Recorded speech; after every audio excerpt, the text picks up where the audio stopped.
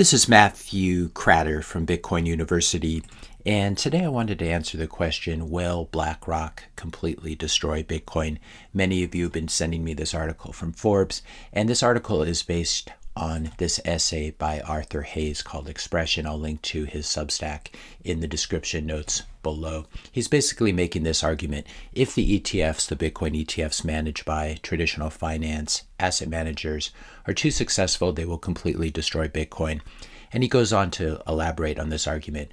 Quote, Bitcoin is the first monetary asset in human history that exists only if it moves. And I think this is an initial mistake that he makes. I don't think it's true, because you could have a global shutdown of the Bitcoin network after an EMP or a nuclear war or something like this, and you could easily restart it using copies of the blockchain stored in Faraday bags, and their copies of the blockchain spread all around the world in the form of full nodes that are running on the Bitcoin network. The UTXO ownership set is preserved on these and can easily be bootstrapped back to a full network. So in this way, Bitcoin really is like a cockroach. If you're enjoying this video so far, I just ask you to subscribe, like, comment, and share.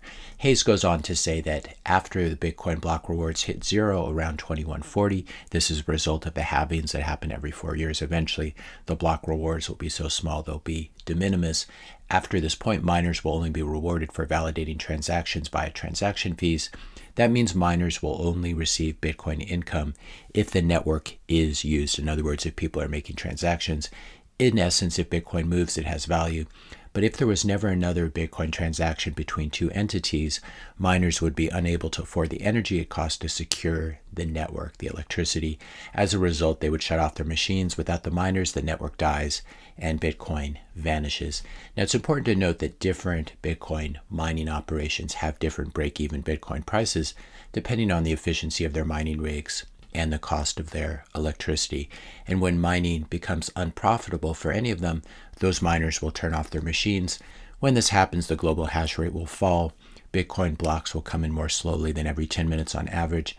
After approximately 2 weeks, in other words, 2016 blocks, an automatic difficulty adjustment will kick in with the software, thus making it more profitable for miners to mine again and bringing the block time back down to 10 minutes. So the hash rate of the Bitcoin network can easily and flexibly move up and down without damaging the Bitcoin network. We saw this happen in 2021 when China tried to ban Bitcoin mining and the hash rate fell something like 50%. Over this period of time, this very chaotic and tumultuous period of time, the Bitcoin network never stopped working. This is how robust it is. But what Arthur Hayes seems to be arguing here for is some quote unquote steady state heat death of the universe type of scenario for Bitcoin, where there are actually zero transactions happening on the network because all the Bitcoin that backs these Bitcoin ETFs is sitting in digital vaults in custody at Coinbase custody and its Chinese equivalent and not moving. So there are no longer any Bitcoin transactions and thus no miner revenue. I would say, while theoretically possible, I suppose this is not something that keeps me up at night. Is all of the world's mined gold, for example, stored in a single large warehouse where it hasn't moved in 100 years? No, absolutely not. Empires rise and fall, pirates and governments and other criminal gold thieves come and go, and still gold is constantly changing hands and being moved around the world, mostly in the form of paper IOUs, because it's much more difficult to move than Bitcoin, but also in the form of physical gold, even though gold, as we said, is extremely expensive and awkward and time-consuming to move. And so if after 10,000 years of gold, all the gold isn't sitting in one place and not moving, and if people are willing to move physical gold even around today in the digital 21st century, you can be sure that some people will want to move Bitcoin around in 2140, especially since Bitcoin is so much easier and cheaper to move than physical gold. At some point, all the Bitcoin stored at Coinbase custody and Fidelity, etc., will probably be seized by the US government or Chinese government or other government. This is why you should hold your own Bitcoin on your own hardware wallet, like the Cold Card or the Blockstream Jade. You should practice self-custody, not your keys, not your coins, because you don't want to be involved when this Bitcoin gets stolen from Coinbase or Fidelity or wherever it is. The US government will steal from Coinbase. Then the US government, because it's incompetent, will end up getting hacked by other criminals who will then spend some of the Bitcoin that they've stolen from the US government, who stole it from Coinbase. They'll spend some of this Bitcoin to buy private jets and yachts. And then the yacht makers will spend some of it on a nice steak dinner. In other words, the Bitcoin will continue to circulate and generate transaction fees for the miners.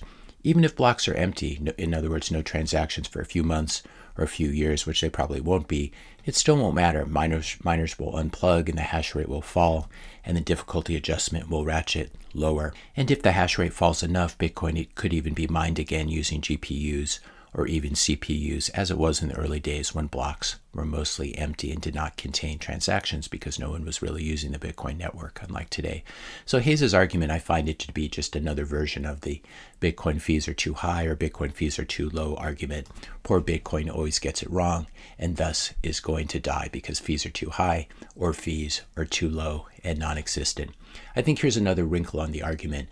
Bitcoin's initial distribution from 2009 to 2020, call it that, the initial 19 million Bitcoin or so, favored more libertarian, anarcho-capitalist, and really anti-statist types who are unlikely to sell all of their Bitcoin or even much of it to BlackRock and other ETF issuers, regardless of price. And here's the thing, the more BlackRock pumps Bitcoin and enriches Bitcoin hodlers, the less Bitcoin those Bitcoiners need to sell in order to buy essential or luxury goods. And this suggests that there will always be a black market, in other words, a free market for Bitcoin that will continue to circulate. In other words, the decentralized Bitcoin circular economy. So if you're not going to buy Bitcoin or hold Bitcoin because of silly FUD, fear, uncertainty, and doubt like this, the real irony is you're not going to end up being any safer. You're going to be herded into something much worse, CBDCs, central bank digital currencies, social credit scores, the kind of thing we see happening in China. By contrast, Bitcoin will allow you to maintain your freedom. Bitcoin is freedom money, so you should buy Bitcoin, buy BTC, don't buy the Bitcoin ETFs. Bitcoin ETFs will give you price exposure. They're like a synthetic short on the US dollar, but Bitcoin ETFs can never give you that precious freedom that comes with being able to store and secure your own money, not be dependent on other people for holding it, and be able to choose to spend it as you wish without needing to beg for permission, as you have to do with your Venmo or your PayPal or your traditional bank account. If you buy the Bitcoin ETF first and then change your mind later, you're going to have to end up paying huge capital gains taxes, and thus you'll end up with less money as you move from the Bitcoin ETF to real BTC, and you'll be buying real BTC at much, much higher prices after having already paid those capital gains taxes on your Bitcoin ETF after selling it. And so this will be a very bad scenario. I'd say the window is rapidly closing. The Bitcoin ETFs will probably be approved by the SEC, at least in the US, sometime in January of next year, January 2024. And then Bitcoin is really, really going to rip, combined with the Fed easing and the halving coming in April of 2024. So you should really take advantage today of your last chance to front run the institutions and buy real BTC before they do. If you enjoyed this video, be sure to hit that subscribe and like buttons. Hit the notification bell if you want to be notified when I publish my next video. And let me know your questions and comments in the comment section below. Thanks a lot for watching, and I'll see you in the next video.